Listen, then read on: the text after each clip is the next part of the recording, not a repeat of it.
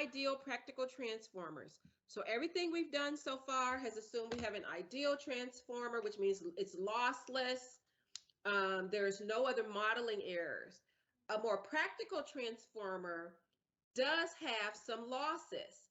So the way that you account for the losses in the transformer is we add these resistors and these inductors, and now our transformer has several other values. It has R1, JX1, RC, JXM, and down here at the bottom, it tells you what these values represent. So R1 and R2 would represent the primary and secondary winding resistance. We know inductors have an internal resistance. So when you have windings in a transformer, they're going to have some kind of internal resistance.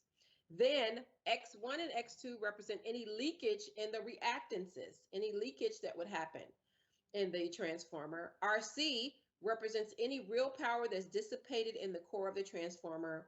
And XM represents the magnetizing reactance of the transformer.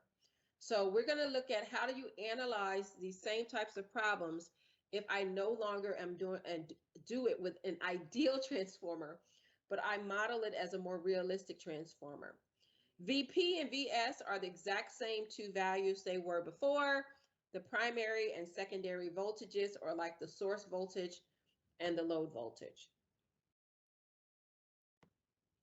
So sometimes it's easier to modify the circuit to make it easier to analyze. And the way they do that is they move these two parallel resistance and this reactance to be in parallel with the voltage source, because then they'll have the same value. So the circuit is used to model at this approximation without losing too much of the information, because it's easier to analyze this if RC and JXM are in parallel with the primary voltage. So when we solve these, we typically do it with the approximate equivalent circuit to make it easier. So to remind you of a few terms that we've already used before, one of them is voltage regulation. Voltage regulation is defined as the amount of the load voltage rises if the load is switched off. So that means I'm going to take the voltage at the primary minus the voltage at V2 prime or V1 and divide by V2 prime times 100. So one value that we sometimes have to find is voltage regulation, which is how well it's able to maintain the voltage that it's delivering.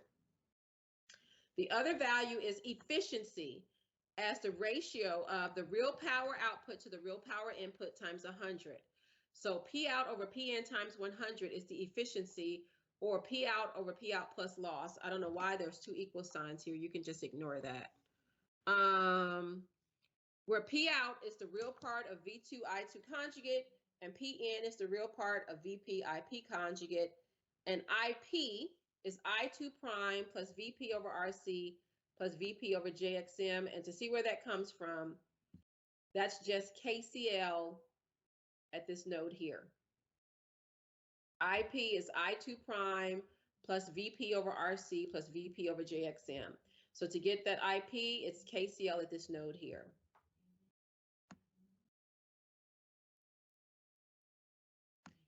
Then the transformer loss happens through the coil and the core. So to find those losses, it would just be I2 prime times the resistance, or the power loss at the core is Vp squared over Rc, which one of them, it says, increases quadratically with the load current, which makes sense because the current is how you get it. And the other one is constant because the voltage is almost constant. So when you vary a load by the power factor, the transformer efficiency can be maximized by the coil losses and core losses by using these formulas. So now that we've gone over the theory, before we start an example, are there any questions?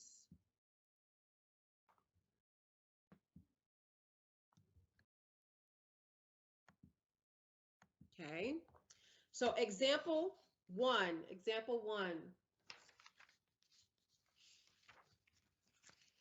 A 300 kVA single transformer is rated to transform 2.4 kilovolts, okay, and has the following equivalent circuit.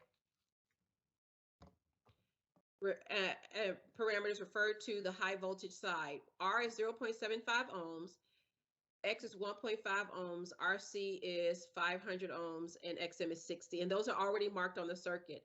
Calculate the voltage regulation and efficiency when the transformer supplies a rated load at 0.7 lag. Okay, so our goal is to find VR and find the power efficiency for the circuit. So the first thing we need to do is to find the current I2. Find the current I2.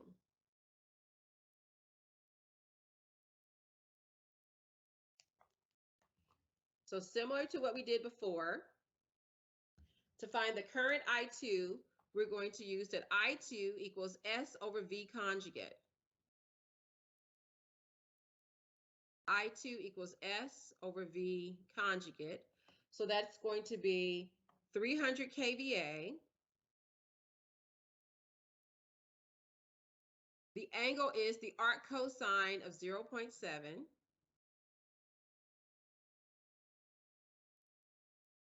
Divided by the voltage, which is 600.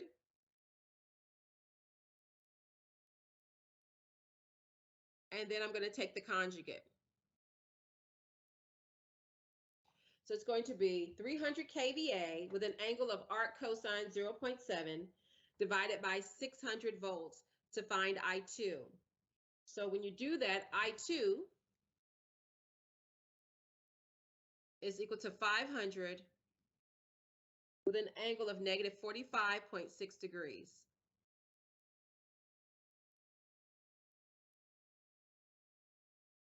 Are there any questions?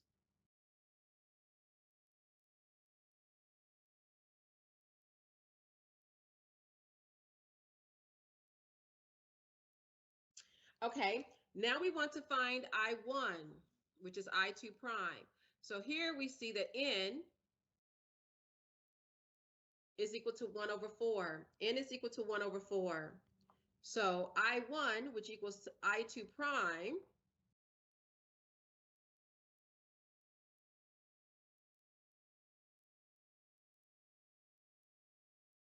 is equal to N I2. So that's going to be 1/4 times 500 with an angle of negative 45.6 degrees.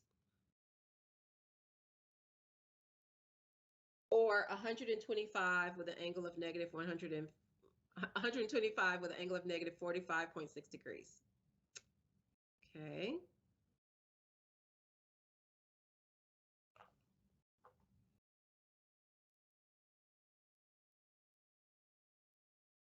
So next, we're going to find the voltage at the primary. The voltage at the primary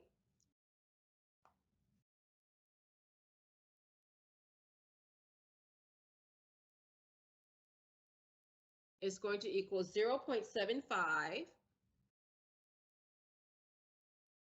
plus J 1.5 times I1 plus V2 prime. Okay, so the voltage at the primary is the same as the voltage drop across this resistor and this inductor plus the voltage drop across the left side of the transformer. So when I do that, I get that VP is equal to 2600 with an angle of 1.4 degrees.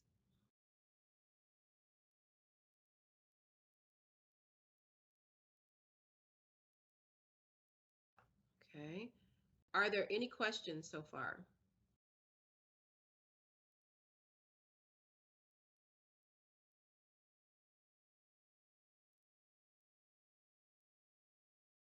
Okay. So that means the voltage regulation, which is the first question we had to answer, is the magnitude of the voltage at P minus the magnitude of the voltage at V2 prime divided by V2 prime times 100, okay?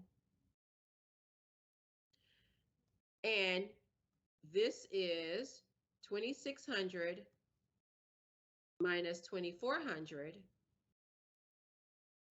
over 2400 times 100.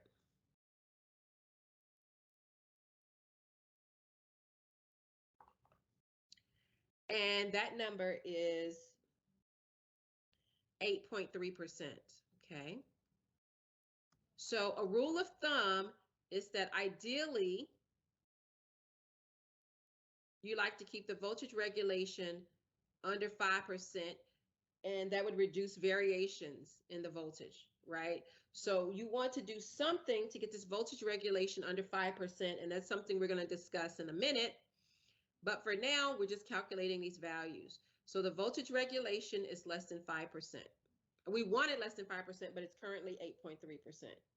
So we can use the power factor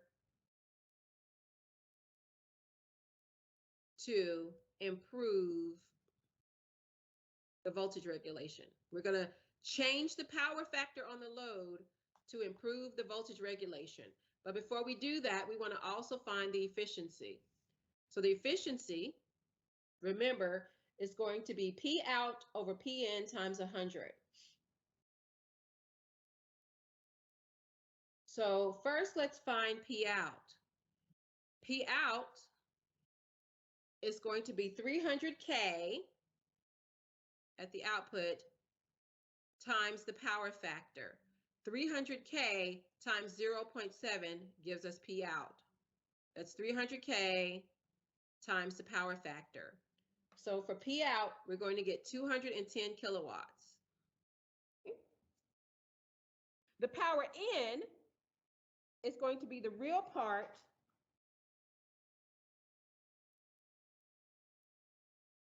of VP IP conjugate, okay? That is the complex power for the voltage source, the VP. So the real part of the complex power for the voltage source will be PN. The problem is we don't know what IP is. How do I find IP? We know what I1 is, right? So IP is going to equal I1 plus VP over 500 plus VP over J60. That's the that's current divided, not current divided, KCL. That's KCL. IP is I1 plus VP over 500 plus VP over J60.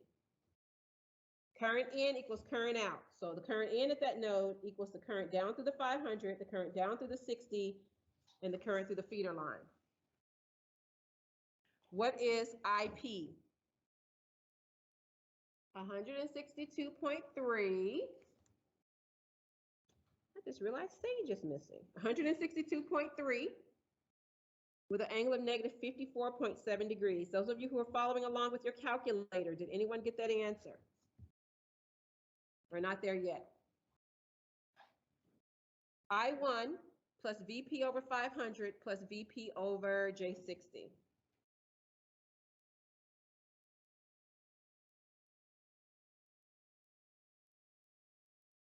Remember, VP is 2600 with an angle of 1.4 degrees.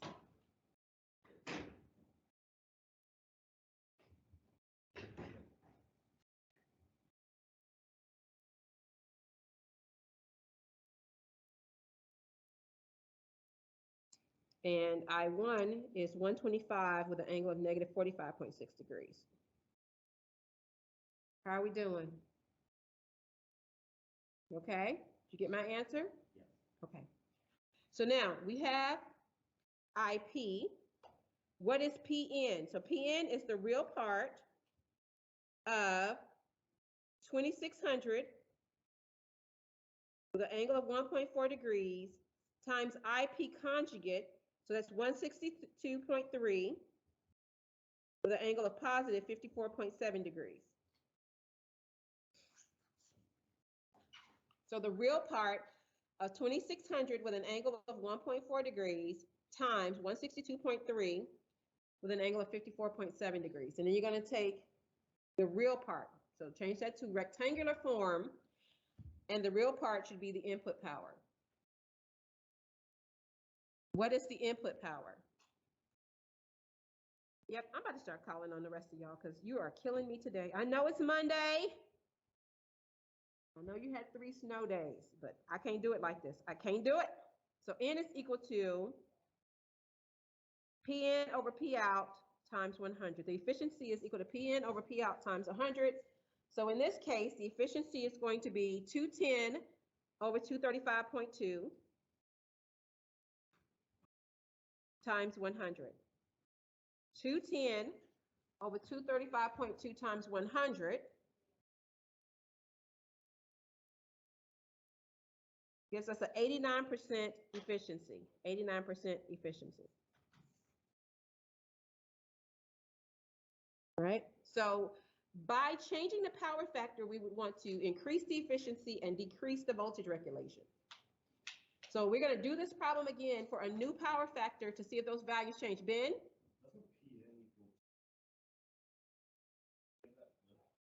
Did I do it backwards? Yeah, I think so. It's P out over Pn. Sorry. It's P out over Pn. The formula is flipped. Sorry. The numbers are right. The formula is flipped. Sorry about that.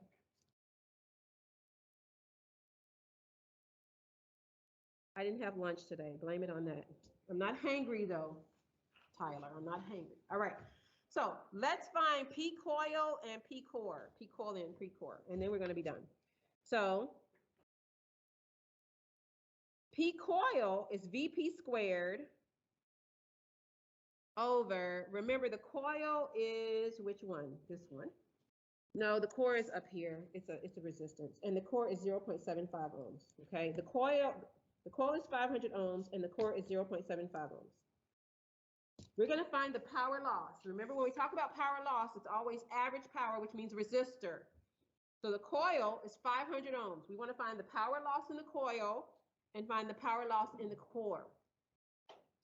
The power loss in the coil is going to be VP squared over 500. VP squared over 500, and that's the magnitude, right? The magnitude of VP squared over 500 is the power loss in the coil. The power loss in the core is going to be the magnitude of I squared times 0.5. The power loss in the coil is the magnitude of VP squared divided by 500. And the power loss in the core is going to be the magnitude of the current squared times 0.75. Find the power loss in the coil and find the power loss in the core. So it's 500 squared, not 500, what's VP? 2600 squared divided by 500. 2600 squared divided by 500.